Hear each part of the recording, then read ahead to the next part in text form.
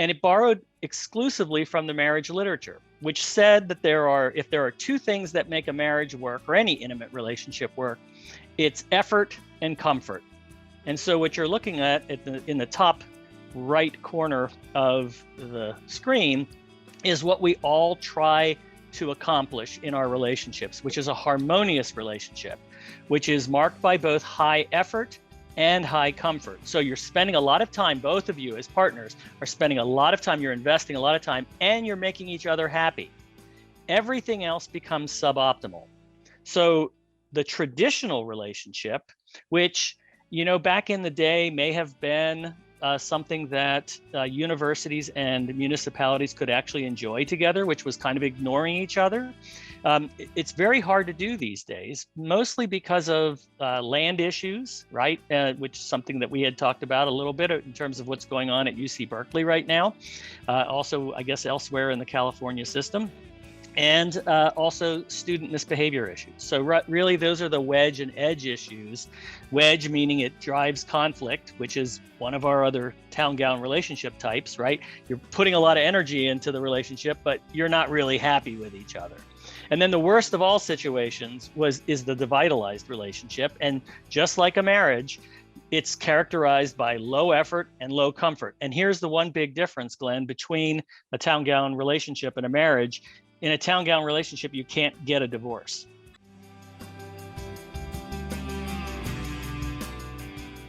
Hello, and welcome to Student Affairs Now. I'm your host, Dr. Glenn DeGuzman. In today's episode, we are exploring town-gown relationships. It's a unique phrase, and it acknowledges the unique relationship between colleges and the local community they reside in. Now, for me, I often think about the work of off-campus student services when I hear about town-gown relationships, but it is so much more. And today we have an incredible panel to explore this relationship between college and community. Student Affairs Now is the premier podcast and learning community for thousands of us who work in, alongside, or adjacent to the field of higher education and student affairs. We hope you'll find these conversations make a contribution to the field and are restorative to the profession. We release new episodes every Wednesday. Find us at studentaffairsnow.com or on Twitter. But before we jump into the conversation, let's thank our sponsors. Today's episode is sponsored by Anthology. Transform your student experience in advanced co-curricular learning with Anthology Engage. With Engage, you are able to easily manage student organizations, efficiently plan events, and truly understand student involvement to continuously improve your engagement efforts at your institution. Learn more by visiting anthology.com/engage. Today's episode is sponsored by EverFi. How will your institution rise to reach today's socially conscious generation?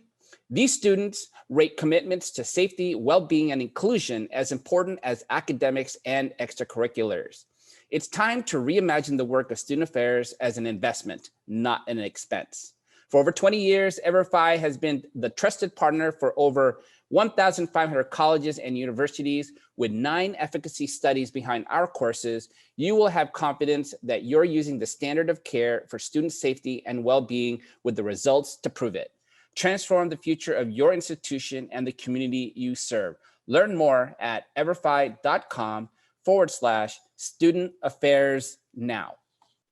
As I mentioned, I'm your host, Glenn DeGuzman. I'm the Associate Dean of Students and Director of Residential Life at the University of California, Berkeley. I use the he series as my pronouns. And I'm hosting this conversation today from my home in Livermore, California, which is the ancestral home of the Ohlone peoples. Now let's meet our panelists.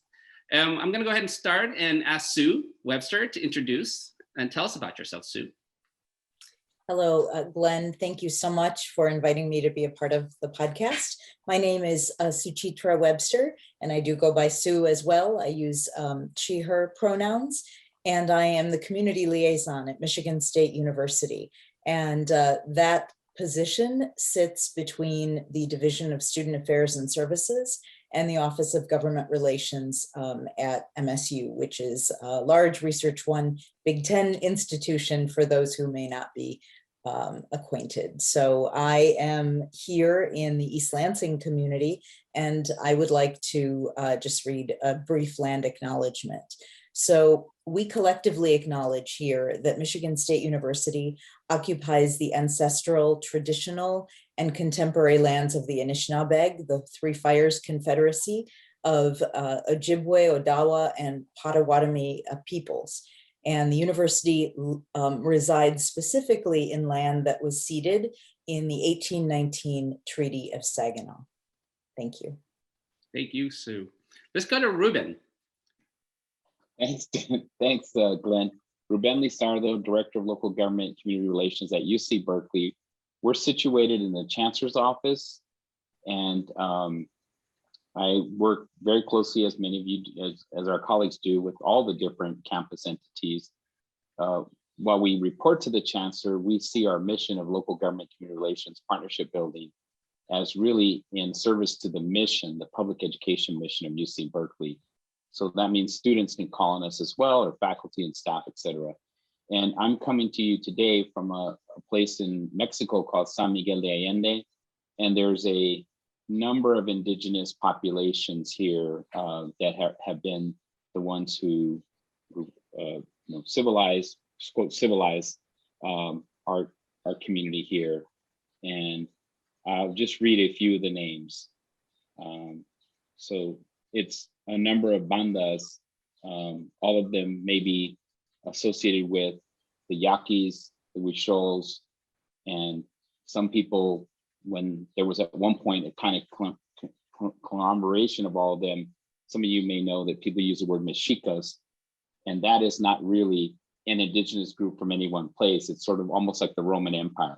The Mexicas basically controlled all of what's now Mexico. So I only was able to acknowledge one or two because in San Miguel de Allende, like in Oaxaca, there are many indigenous cultures that are here and still here, and I'm grateful to them.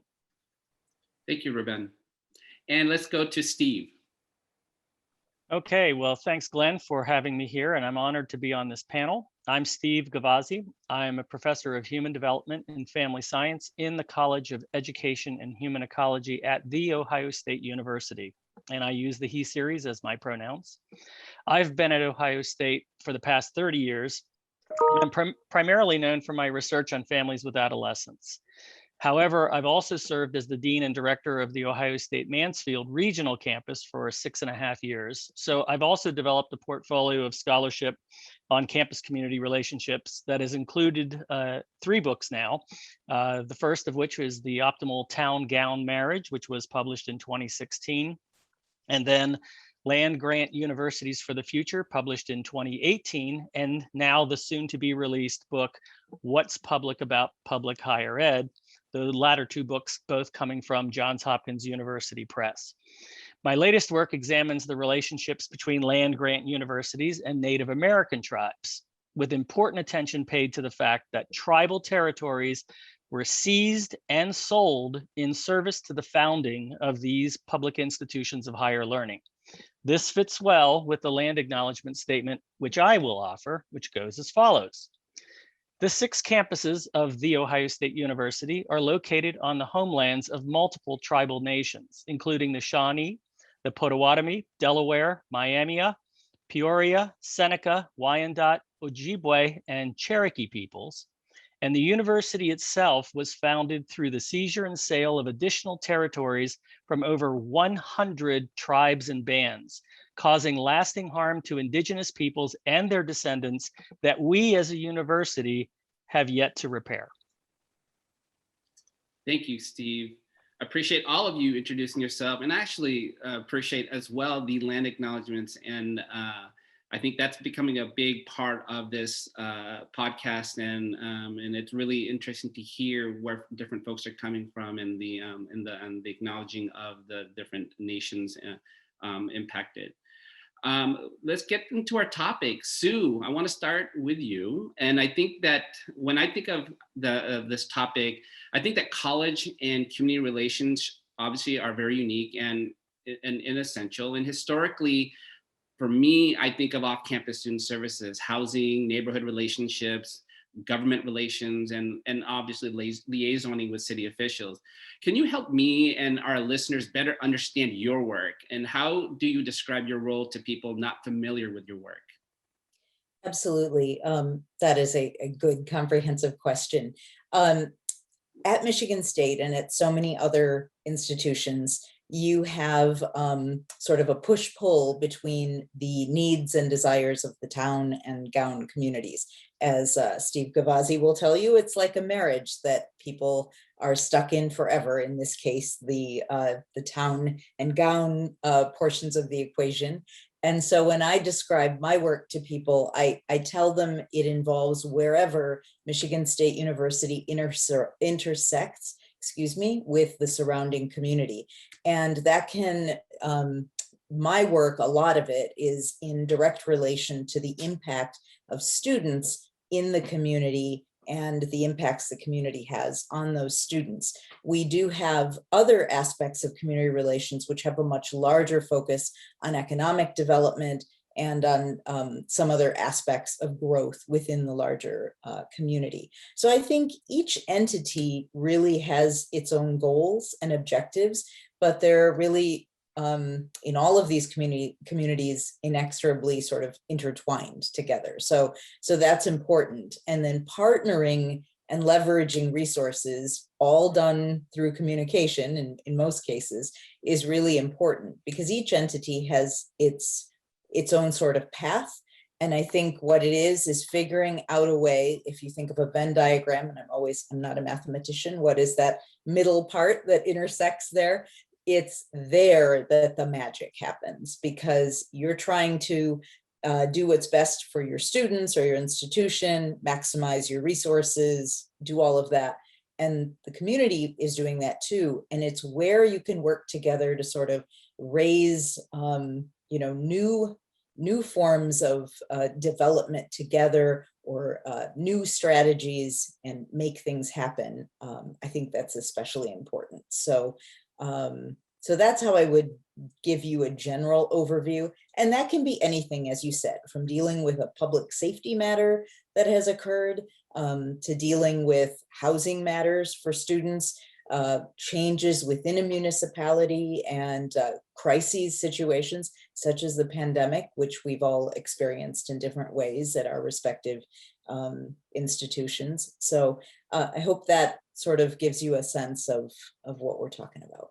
No, it does. It reminds me and tells me that individuals who go into this type of job function or type work, you really have to be very curious, and you have to always look for linkages. And when you use that Venn diagram, it's like you have to see the connection, the interconnection with all the different pieces. You absolutely do, and I think the people that sort of gravitate to this work, if you want to enjoy the work that you're doing, is you have to have, I think, an understanding and respect of history and context. I think that's super important. As you said, you have to be innately sort of curious, and you want to know the why, and you do look for that connection of dots everywhere in unexpected places. I find that kind of stuff sort of exhilarating, and it's serendipitous, but I'm like, oh, well, that would go with this. And then that person knows that one from grad school, and they have a relationship with our, K-12 superintendent. And this all leads back to something that we're trying to do with economic development in a nearby municipality. I'm just making that up, but those are the kinds of things that we get to do and experience in this work. And it's for the betterment, the satisfaction of all of our constituencies and stakeholders. So that's sort of the end game, but you need that curiosity and that the drive to connect the dots. Ruben, you wanted to add something to that? Yeah, you said to riff if we could, and I wanted to just throw in here, just say how much I appreciate the context, the way Sue laid it out, and I feel like a kindred spirit. So thank you for picking the folks you brought here. But I guess I would just add the other little nuance that I found. And I came at this job from being, my whole career, I'd been working to hold public institutions accountable through equity-based social justice policy work. So this is the first time I worked for a public institution, and now I'm accountable. Anyway, long story short, one of the other things I think town and gown issues that I think all of us could really benefit from is to understand that there are two jurisdictions too. So it's like in Mexico on the border, there are towns that are right next to each other, one on the American side, one on the Mexican side, two different laws, sets of funding sources and all of that, and understanding that has to be navigated to get at the win-wins that Sue might have talked about is really critical if you're going to last in this work. Thank you, Ruben. So let's go to Steve. Steve, you have a unique background, a scholar, and you're also a marriage and family therapist. And it was referenced earlier in your book, The Optimal Town Gown Marriage, Taking Campus Community Outreach and Engagement to the Next Level. I was fascinated with your use of that metaphor of marriage to describe a town gown relationship.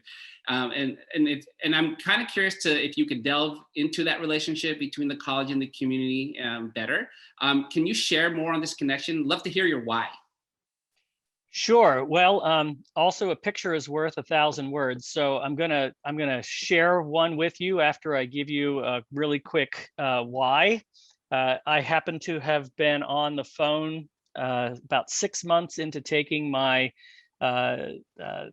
job as a senior administrator on one of Ohio State's regional campuses. It's actually Mansfield, which is about halfway between Cleveland and Columbus. And so anyway, I was on the phone with one of the biggest donors from our particular geographic area, and he was reading me the Riot Act for something that my predecessor's predecessor had done. And I'll make it short. Just, he wanted to blow some steam off. So as a therapist, I was just sitting there with the phone slightly away from my ear, saying a lot of Anyway, I was on my way home and I kept having this deja vu experience.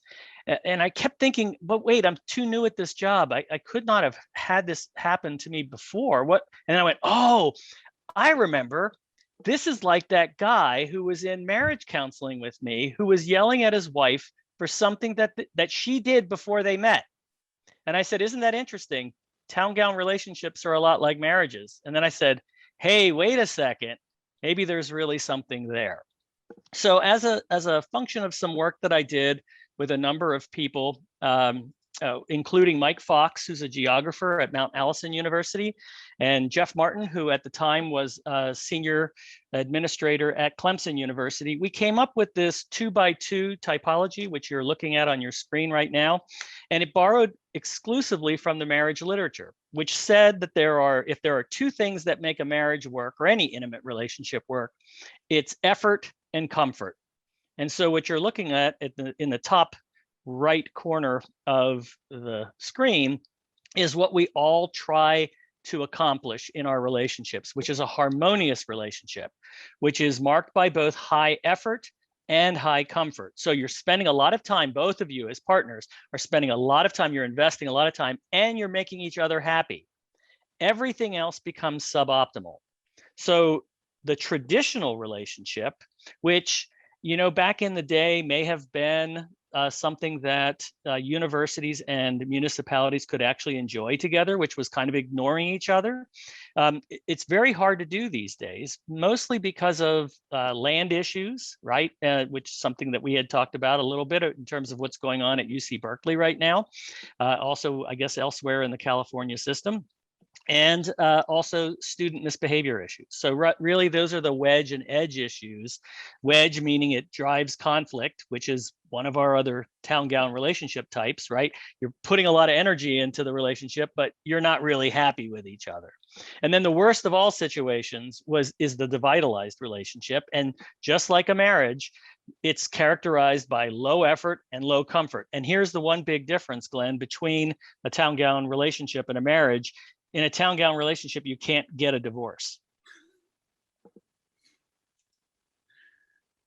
That is phenomenal. For those who are listening on our audio podcast and are not watching the visuals, we are going to be putting that slide in our website, studentaffairsnow.com. And Steve did a phenomenal job just describing those four areas. So thank you for sharing that.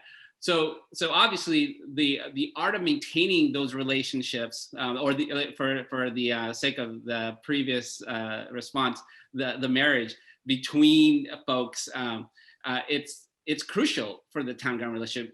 Ruben, can you speak to the type of challenges that emerge in your work that create rocky relationships between city and campus? I would say everything, the context was set by Sue and Steve, so that's important to think about. And I would say that really, I think a lot of times we sit in the middle between, say, students, faculty, staff, because, if you talk to someone on campus, they come at you and they're mad that the city didn't do this or didn't do that, et cetera. And then we have neighbors who are upset about, why don't you do this? Why don't you just find the students? Why don't you expel them because they did X, Y, Z and caused me this trouble? And they kind of forget about the constitutional rights that everybody has, even in Berkeley. They stand up for other people, but they forget, one of our neighbors didn't want our students, and Glenn knows as well, to walk on all the streets when they were leaving the Golden Bear orientation. He wanted them to walk on one street, so it would limit their noise. And I'm like, well, there is a document called the Constitution of the United States that all of our students have a right to walk on any street. I've been working with this guy for a long time, and normally I wouldn't be that sarcastic, but it didn't affect our relationship. But the bigger, what I'm saying is that when people don't acknowledge each other and their right to have health and success or whatever it is, that's one of the big ones. That when people have been beefing for such a long time, it's really hard to get them to find that win-win. But I have found that, at least in terms of my job, it's as important, the education work that I do towards the chancellor, the vice chancellors, the managers, and the people who serve our students right in the neighborhoods, to emphasize that the UC and UC Berkeley equals University of California. So we're all public servants, and we have an accountability, just like the city staff have an accountability to serve the residents and even our students. So let's start by that. And then let's figure out, okay, what is the piece? If there's something that can be done and that acknowledges the rights of our students, acknowledges the rights of the unit, et cetera. So I found that basically helping people to understand why the other party is upset helps to kind of de-escalate and get us to the point. The other one is just really, if you have really good public servants at the campus and in the city, like for example, at UC Berkeley right now, we're 2 years into a lawsuit that the city has filed against the campus on population. But the chancellor and the mayor have agreed, even though we don't agree on this and we're going to go through court, et cetera, we're going to encourage all of our leaders to kind of continue to cooperate on issues of joint accountability. So while we are in a lawsuit, it doesn't mean that we don't work together around COVID. It doesn't mean that we don't work together on game day operations for football. Both leaders are challenging everybody to find a way to continue to cooperate, even while we have a legal challenge. So I think those are the issues that are there. I would say the last thing I would throw on the table here is that the more that my colleagues can align their interests, and this was what Sue said, I found that more that people do things together, the less likely they are to need me, because they'll just call each other up and sort their problems just like we do with our neighbors. But if people are kind of, and I found that actually in the university, there are people who are more introverted, the less comfortable they are to make that uncomfortable call and talk to someone, the more they need someone like me or BPD or UCPD to come and intervene, because they just don't know how to talk to someone next door to them. And this goes for our students as much as our neighbors. So aligning people's interests to do things together, I think, is actually a really good way to improve town-gown relations, even when you're in a conflictual legal challenge. Ruben, I really appreciate what you've said, because I'm also thinking about what we've all been through with this pandemic. And for us, it's been a good, reasonable relationship. But if anything crystallized the need for us to be in solid communication and have shared goals, it had to do with the pandemic and this past fall needing people to not congregate and follow certain rules and protocols, and having an expectation of students that was much more explicit for our institution than we've ever really been with students before, and for the community to feel as though they had somebody that they could go to and talk to, because unfortunately these weren't just small peripheral issues. For many people it became a matter of life and death, and having the student group down the street that was going to have their college experience, their collegiate, I will put that in quotes, collegiate experience, which for them meant 250 people, and having that party regardless of who was living around them. It's a nuisance thing in an average year. This year it took on some elements that we really had to address collectively, and we were successful, I think, in making those inroads. So I appreciate what you're saying. Thanks, Ruben. Thanks, Sue. So with all these challenges that you named, some ongoing, years in the making, and then we also have some newer emerging challenges popping up. Steve, you use in another metaphor in your optimal town gown marriage book, the town gown 10 commandments.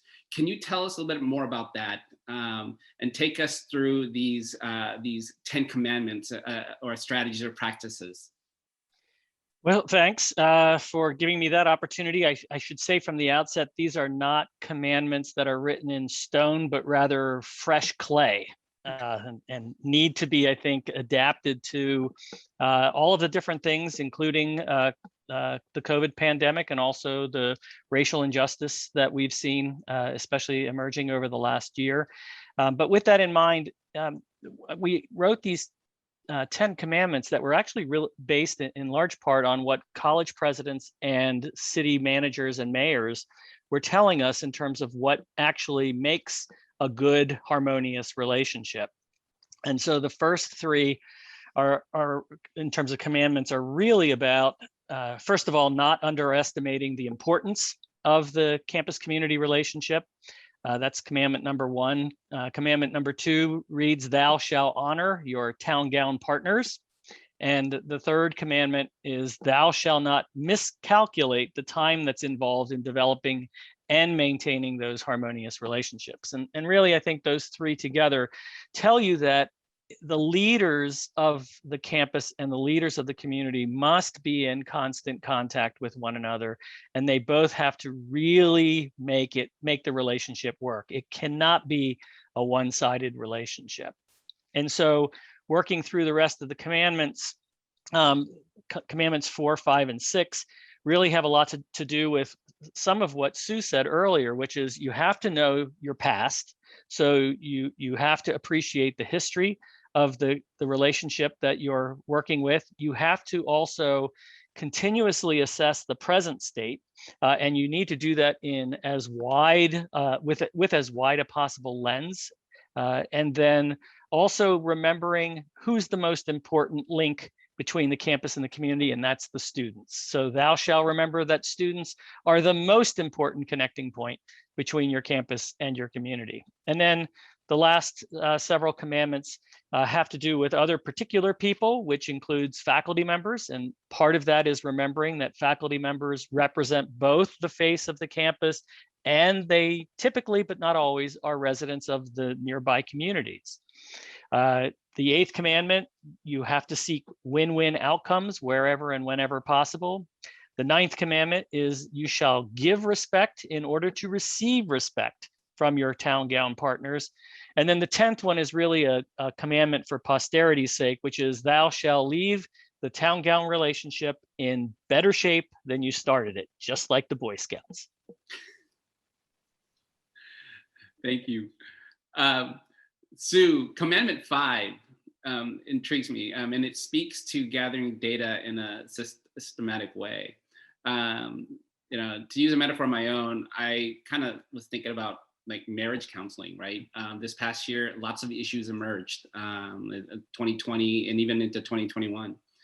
And I think about what's happening nationally, racial and religious tensions. I think about violence. I think about the pandemic outbreak and now recovery. And it's had major impacts on local economies and how our campuses respond to impacted students. What has emerged in your parts, and how has that impacted campus neighbor student relations? So certainly the pandemic and the example I gave just a few minutes ago is certainly relevant and salient, but there are certainly other emerging things and themes that we're seeing. And one of them, I'll give you some specific examples.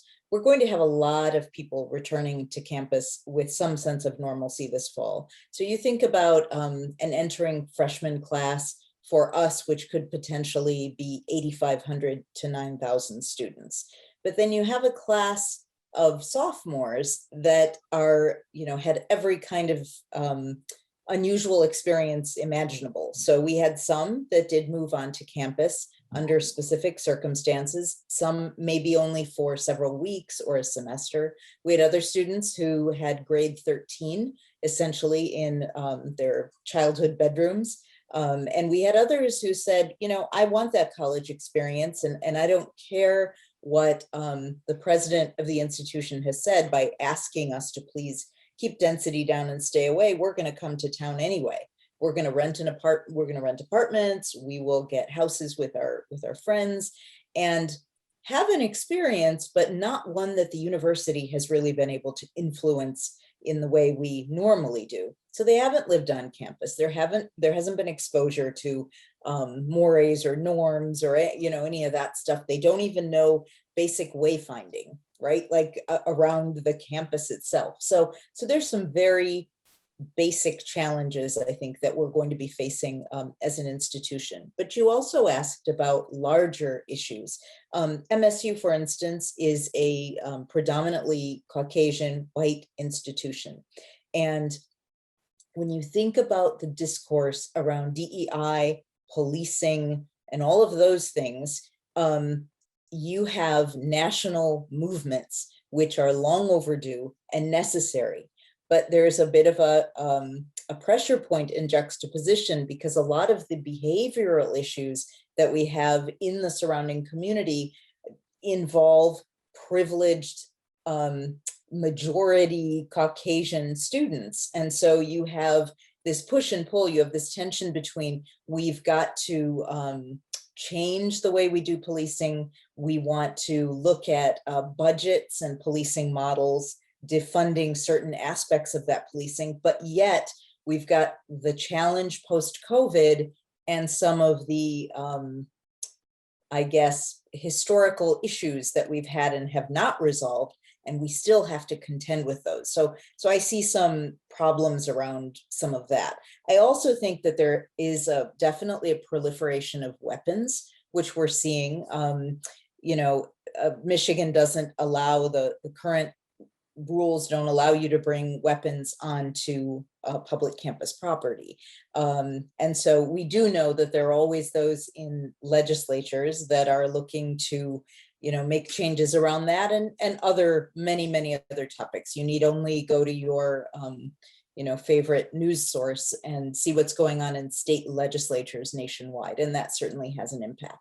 And then I would say, we're talking about things like civil discourse, safe discourse. We're talking about, on our college campuses and like so many others, community building and then creating communities of practice and all of that. And I think one of the intriguing challenges for us is, how do we expand that discourse into the surrounding community? So there's a desire there too. And sometimes they look to the institution like they should know what they're doing. They can help us. So I see that as not easy, but another opportunity for us to engage with the non-academic community or the non-university community, and have new dialogue there as well.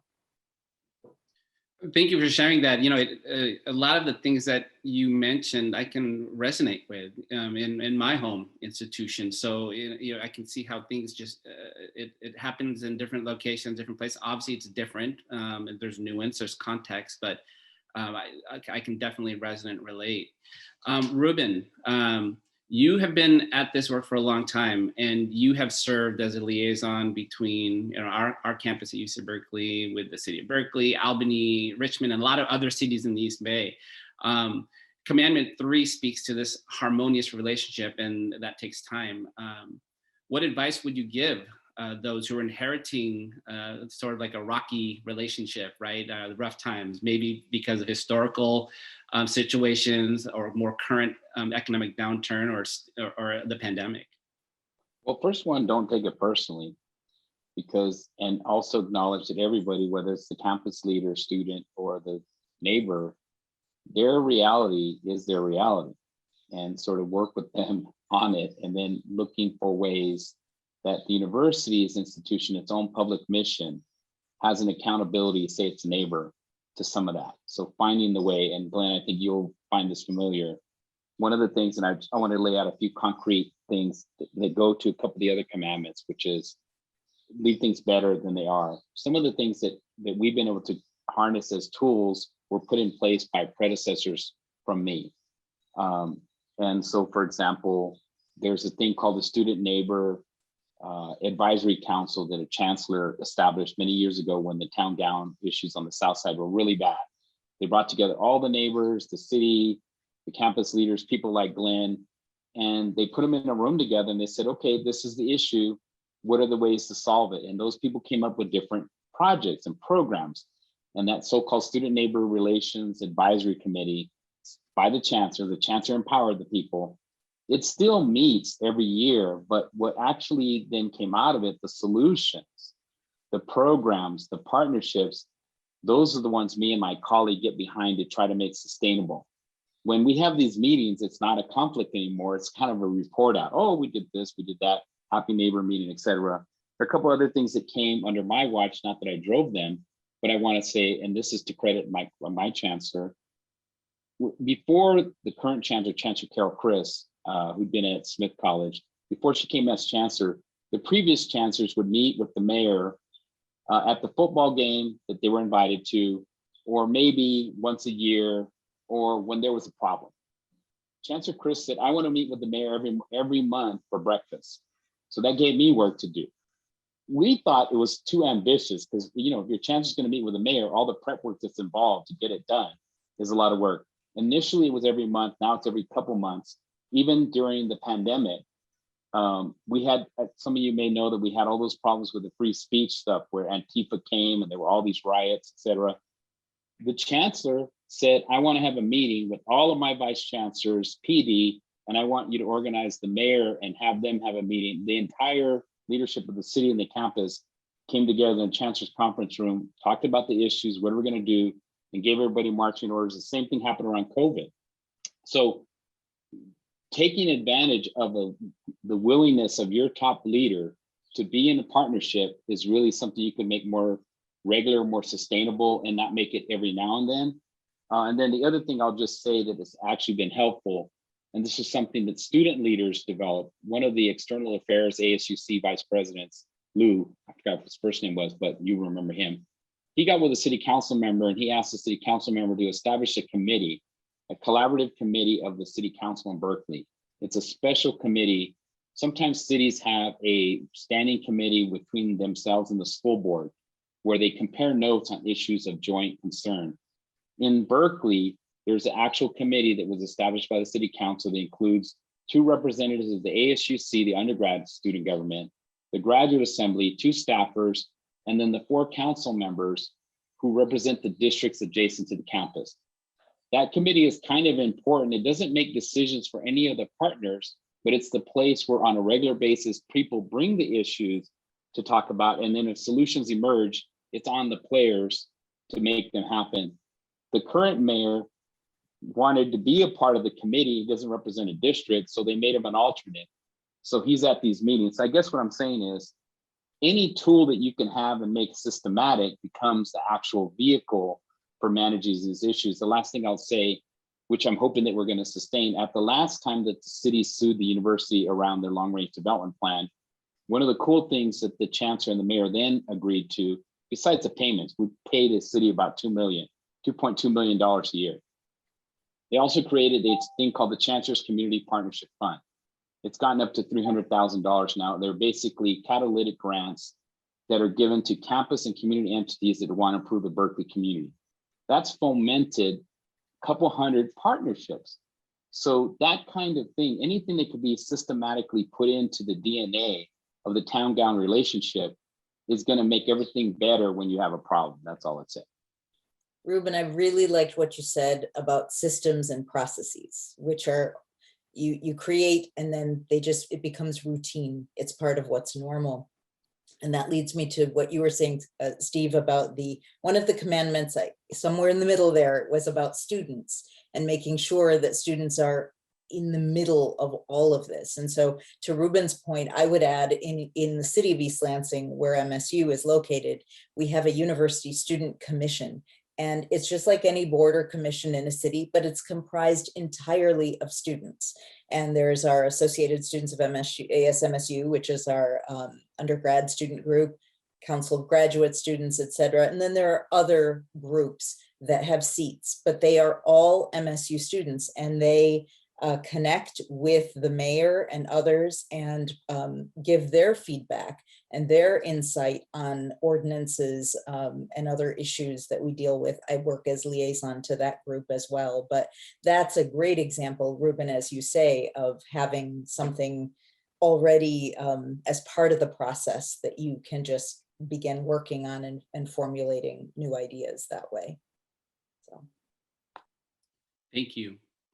You know, this podcast is called Student Affairs Now, and I would like for each one of you to answer this question. And it's really, if you could summarize what you're thinking about, what you're pondering as we enter 2021. What are you questioning, or what is even troubling you now? And if I can have Steve, if you can kick us off with this final question. Sure. Well, I think that we've covered to some extent the disturbance in the force that's been caused by the pandemic related to COVID. I don't think that we've talked quite as much about the pandemic related to the racial injustice, which worries me. And I think third, the pandemic that we seem to have in terms of the split between the right and the left. Is the third thing that really concerns me at this point in time. For part of the book that is coming out this fall, What's Public About Public Higher Ed, we had done a couple of surveys. The first survey that we did, which is predominantly the focus of this book, is looking at the largest, most populous states. So that includes California, Texas, New York, and Florida. And we also added Ohio and West Virginia because that's where Gordon Gee and I have our respective institutions. But we did another mini survey that actually was nationwide, and it was very specifically focused on issues surrounding COVID and racial injustice. And we asked all of the respondents to tell us about their political affiliations. First, in terms of whether they considered themselves to be Republicans, Democrats, or independents, or something else, but then also where on the scale of from very liberal to middle of the road to very conservative did they find themselves. So we asked them then some very specific questions about how well public universities were reacting to COVID-19, as well as how well they were reacting to racial injustice issues. And what we found was that there were just as many Democrats and Republicans that thought that universities were doing a great job, and just as many Republicans and Democrats and independents who thought that universities were doing a lousy job on both of those issues. So there was really no big split. There were some slight differences there, but the most important part that I got out of the survey was the vast middle And it was approximately 35 to 40% of all Republicans, Democrats, and independents were not sure whether universities were a net positive or a net negative with regards to COVID and racial injustice. And so to me, that message really has to be seen in the light of, we have a lot of work to do in creating narratives around what we are doing to contribute to the public good with regards to both of those major issues. And the good news is, if we get that narrative right, we have just as much of a possibility of impacting Democrats, independents, and Republicans alike. So those are the kinds of things that I'm thinking about right now. Steve, can you, what's the name of the book again? What's Public About Public Higher Ed? And you can pre-order that book. We'll have that information on our website. Let's go to you, Ruben. I'd say, I tend to get in the weeds. I'm very much very committed to the public good, but I also come at it saying, okay, having been around here for a while and having been a person who's trying to make public institutions accountable, I've kind of learned, you can get a city council, you can get a legislature, you can get somebody to pass a law that says you shall do this, but if that law doesn't have money behind it and actually the actual implementing kind of language, it was just something that made you feel good and made that person feel good that they served you. And so I really always try to help whoever I'm working with at the end of the day say, what are we trying to achieve? Whatever way you want to describe it, whatever ideology you're using, what is it that we want? And what's the right thing for us as a public institution? So I think the dilemma that I find sometimes and I worry about is that people, and it's natural, when I was a student, I was that person that the chancellor hated to see coming. And it's karmic to me, karmic comedy that I work in the chancellor's office now. But our students are so committed and so passionate. They don't want solutions that are going to take 10 years. They want them tomorrow.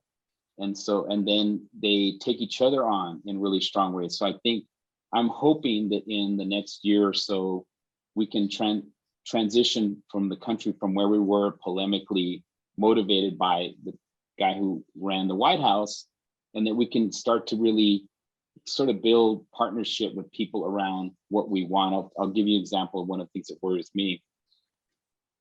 Facts are not necessarily counting anymore. For example, we're going to do a project at Historic People's Park, and the chancellor, the mayor behind it, the Chronicle supported it. And basically what's going to happen is we're still going to have a park. We're going to build student housing, and the university, for the first time that I've heard of anywhere, is partnering with a nonprofit housing developer who's going to build 75 to 125 units of affordable housing and permanent supportive housing that will serve the formerly homeless. Our students want the university to do more about homelessness, but they don't see that as a solution. They agree with others who think, well, the thing to do is allow people to camp in People's Park indefinitely, and that equals the solution to homelessness. So I don't think the students are wrong for wanting to stand up for the homeless or the unhoused, but we don't meet in the middle around actually, okay, so then what is the solution?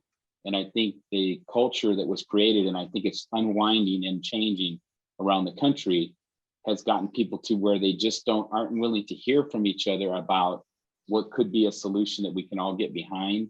So that worries me, but I have complete faith. And even when the students are challenging me, it's, we want them to come out of UC Berkeley ready to stand up for social justice. So it could be tough, but we have to just keep pushing forward and finding those solutions. So even though I worry about it, mostly because I want students to succeed and feel that they made a difference and also graduate, get their degrees. That's the reason, but not because I think there's anything wrong with what they're doing. I just think less ideology and more actual, specifically, what do we want to see for everybody would, I think, make the world better. Thank you so much, Ruben. As you're speaking, I kept thinking about work. So thank you for that too. Sue, why don't you close us out? Thank you. I would just say that listening to what Steve and Ruben have said too, democracy and, discourse and having it don't belong to one particular end of the ideological spectrum. And I think as institutions of higher education, we've got to make it safe and responsible, and the duty of individuals to speak factually and have really strong discourse around the exchange of ideas. And that's something that's just critical to who we are as a country, for that matter. And with all of the tensions and pressures around issues of DEI, climate change, you name it, there's no shortage of issues. Everyone needs to be engaged in this process. And these phantoms of I'm conservative, I'm liberal, we're getting away from the public good because that doesn't belong to just one entity. So I want to say that, and I think that is at the crux and at the heart of the work that we're all going to have to do as beholden to student affairs and what we do in higher education and community work. Thank you. And with that, we are out of time. I want to thank Sue Webster, Ruben Lizardo, Steve Gavazzi for being my guest today. I want to also thank production assistant Nat Ambrosi, who does all the behind the scenes dirty work to get these episodes prepared and aired. To our audience and listeners, thanks for joining us. You can receive reminders about this and other episodes by subscribing to the Student Affairs Now newsletter or browse our archives at studentaffairsnow.com. One of the awesome features about our website is that our episodes are transcribed and are a great place to just do research and cite and build literature. Thanks to our sponsors today, Anthology and Everfi. Please subscribe to the podcast, invite others to subscribe, share us on social, or leave a 5-star review. It really helps a conversation like this reach more folks and build a community so we can continue to make this free for all of you. Again, I'm Glenn DeGuzman. Hope you learned something new and go out and make it a good day. Take care, everyone.